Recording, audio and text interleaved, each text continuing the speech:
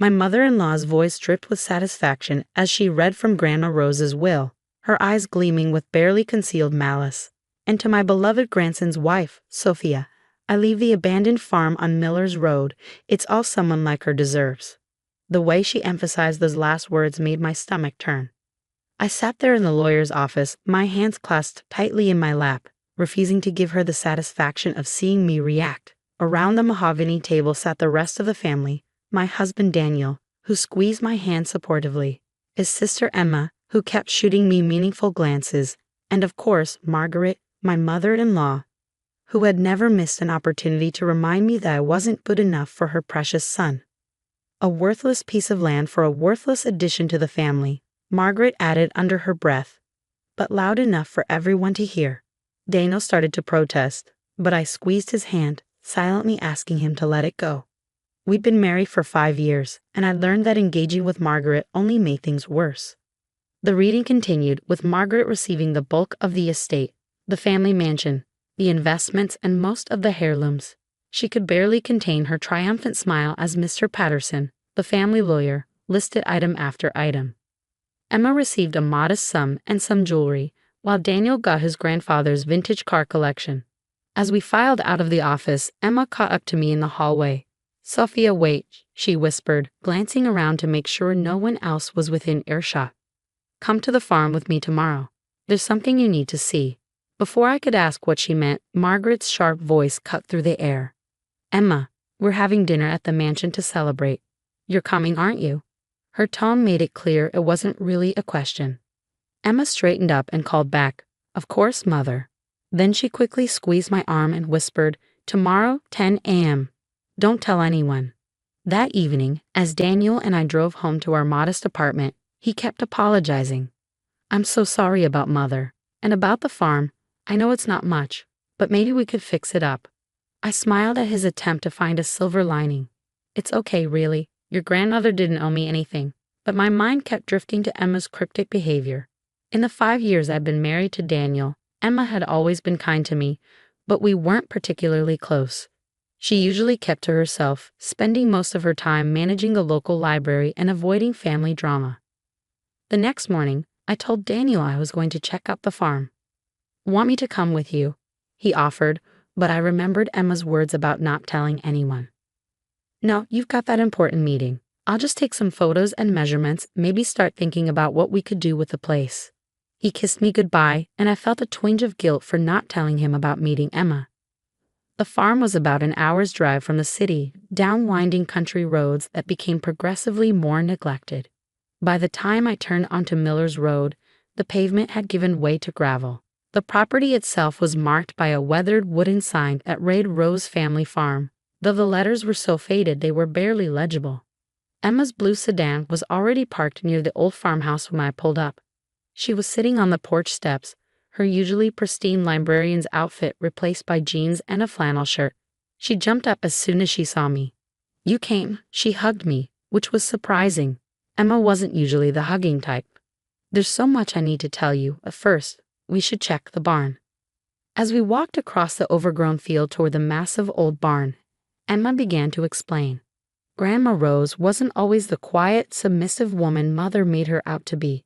Before Grandpa died, she was different, strong, independent. She ran this entire farm by herself while Grandpa was away during the war.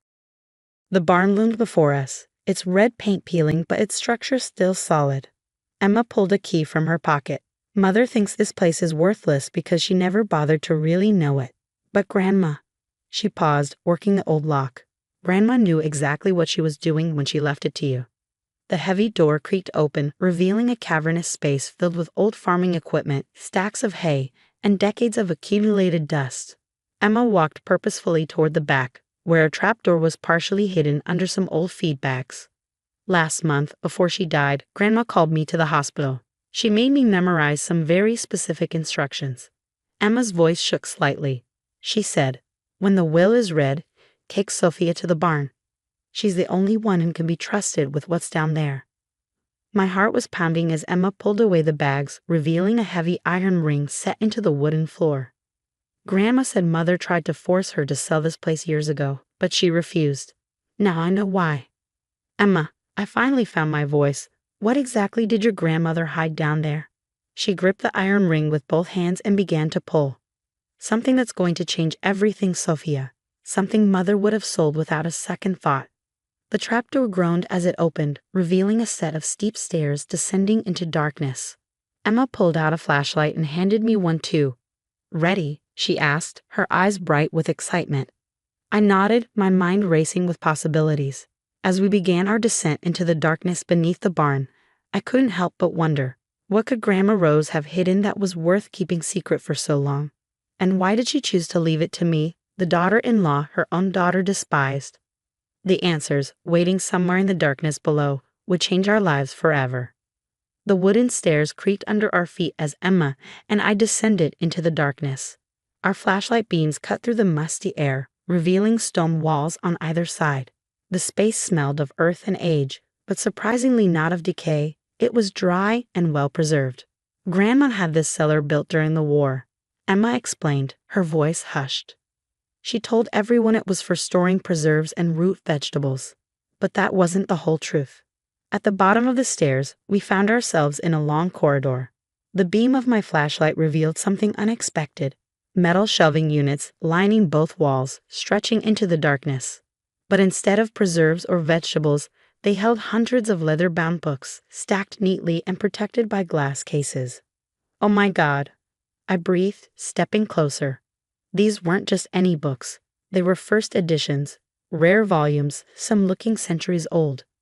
Are these? Emma nodded excitedly.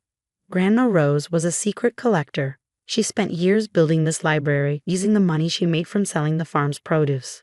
Mother never knew. She thought Grandma was just a simple farmer's wife.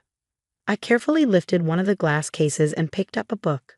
My hands trembled as I read the title page. Pride and Prejudice, First Edition, 1813. Next to it sat Wuthering Heights, 1847, and Jane Eyre, 1847, all first editions. But this is just the beginning, Emma said, leading me deeper into the corridor. Grandma didn't just collect books, she preserved history. The next section held historical documents, letters signed by historical figures, original maps, and even what appeared to be Revolutionary War-era correspondence. Each item was carefully preserved in climate-control cases. The temperature and humidity down here are perfectly regulated, Emma explained. Grandma had a state-of-the-art system installed in secret, piece by piece, over decades. She knew exactly what she was doing. We reached the end of the corridor, where a heavy metal door stood. Emma pulled out another key, this one small and golden. This is what Grandma gave me in the hospital. She said only you should see what's inside. The lock clicked open and Emma pushed the door wide. My flashlight beam revealed a smaller room, and what I saw inside took my breath away. Display cases filled with jewelry, not costume pieces, but genuine antiques. Victorian cameos, Georgian rings, Art Deco necklaces, all carefully labeled with their provenance. Grandma Rose spent her entire life collecting and preserving these treasures, Emma said softly. She knew Mother would sell everything without understanding their true value, not just their monetary worth, but their historical significance. I walked slowly around the room, marveling at each piece. But why me? Why did she leave all this to me? Emma smiled. Because she watched you, Sophia. She saw how you treated the family heirlooms Mother gave you to test you. Instead of selling them, you researched their history, preserved them properly. You understood their value beyond just money. Tears welled in my eyes as I remembered the gentle conversations I'd had with Grandma Rose about antique teacups and vintage photographs. I thought she was just being polite, but she'd been evaluating me all along. There's one more thing, Emma said, pulling an envelope from her pocket. Grandma left this for you. I promised to give it to you only after you'd seen everything. With trembling hands, I opened the letter. Dear Sophia, if you're reading this, then Emma has shown you my life's work. What began as a hobby during the war, collecting books to preserve them from being destroyed, became my passion.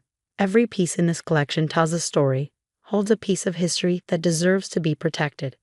I've watched you over the years, seen how Margaret's cruelty never hardened your heart.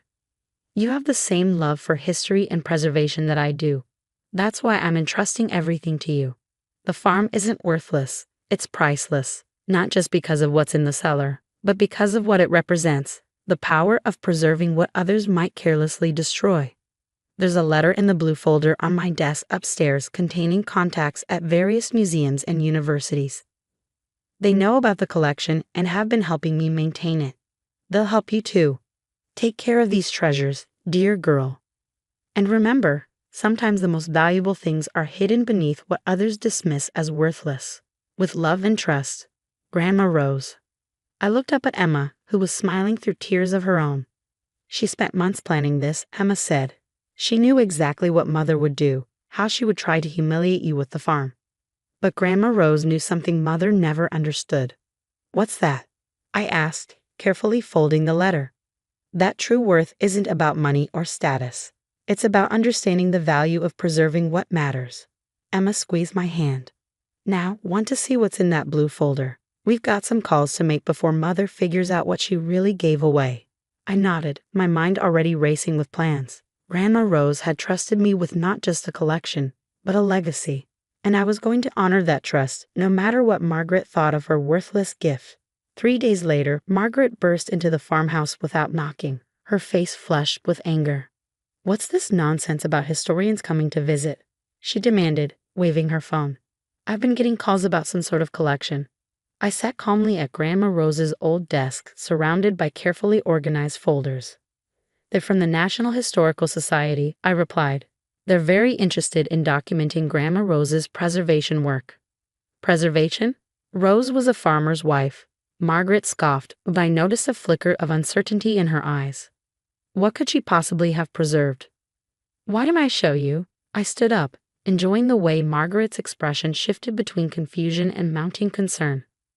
Emma, they're ready, I called out. Emma appeared with 3 distinguished-looking individuals.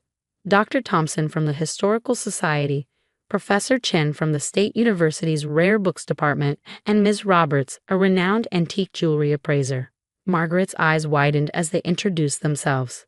Mrs. Wheeler, Dr. Thompson began, your mother's collection is absolutely remarkable. The preservation techniques she used were decades ahead of their time. Collection? Margaret's voice had lost its sharp edge. What collection? I led the group toward the barn, Margaret trailing behind. As we descended the stairs to the cellar, I heard her gasp. The space had been transformed in just 3 days. Proper lighting installed, the climate control system upgraded, and every item meticulously cataloged. This is impossible, Margaret whispered, staring at the rows of rare books. Mother couldn't have. Where did she get all this? Your mother, Professor Chen explained, was a pioneering force in historical preservation. She spent decades building relationships with collectors worldwide. Her correspondence alone is worthy of study. Ms. Roberts added, and her jewelry collection includes pieces we thought were lost to history. The Victorian mourning jewelry alone has museum quality. I watched as Margaret's face cycled through emotions, shock, disbelief, and finally, a dawning horror as she realized what she'd given away. But this can't be legal. These things should have been included in the estate. Actually, Emma stepped forward, holding a document. Grandma Rose registered this collection as a separate historical trust years ago. She left the farm to Sophia because the collection legally goes with the property. It's all quite binding. Margaret sank onto a chair, her perfectly manicured hands trembling. Why, she whispered. Why would she leave all this to me? I finished for her. Because Grandma Rose knew I would preserve it, not sell it off piece by piece. I walked over to one of the display cases and gently touched the glass. She trusted me to understand that some things are worth more than their price tag. We'll need to begin the documentation process immediately, Dr. Thompson said. Mrs. Wheeler, Sophia, we'd like to feature the collection in our upcoming exhibition on women preservationists. Your grandmother will finally get the recognition she deserves. Later that evening, after everyone had left, Daniel came to the farm. He'd been away on a business trip and had missed all the excitement. I watched his face as I showed him everything, telling him about his grandmother's secret life and incredible legacy. I had no idea, he kept saying, touching the spines of books older than our country. All those quiet afternoons she spent in the barn. We all thought she was just puttering around with her garden. She was protecting history, I said softly, one piece at a time. We climbed back upstairs and stepped out onto the porch. The setting sun painted the old barn in shades of gold, making it look less abandoned and more dignified. You know, Daniel said, putting his arm around me. Mother called me today. She sounded different. I leaned into his embrace. Different how? Humbled, I think. She asked if we'd consider hosting Christmas here this year. He paused. She also says she might have been wrong about you. I smiled, thinking of the letter from Grandma Rose, safely stored in my desk. Your grandmother knew exactly what she was doing, I said. She didn't just leave me a collection, she left me a way to become part of the family's real legacy. As if on cue, Emma's car pulled up. She'd been helping me catalog items all week, her librarian's skills proving invaluable. She waved a folder as she walked up. Wait until you see what I found in Grandma's correspondence. Letters from the Underground Railroad. This farm wasn't just storing history, it was part of it. Looking at Emma's excited face and feeling Daniel's supportive presence beside me, I realized Grandma Rose had given me something even more precious than her collection. She'd given me a chance to show that true worth isn't in what you own, but in what you choose to preserve, whether it's historical treasures or family bonds. Margaret might have thought she was punishing me with a worthless farm, but Grandma Rose knew better. She knew that sometimes the most valuable things are hidden beneath the surface, waiting for someone who cares enough to discover them.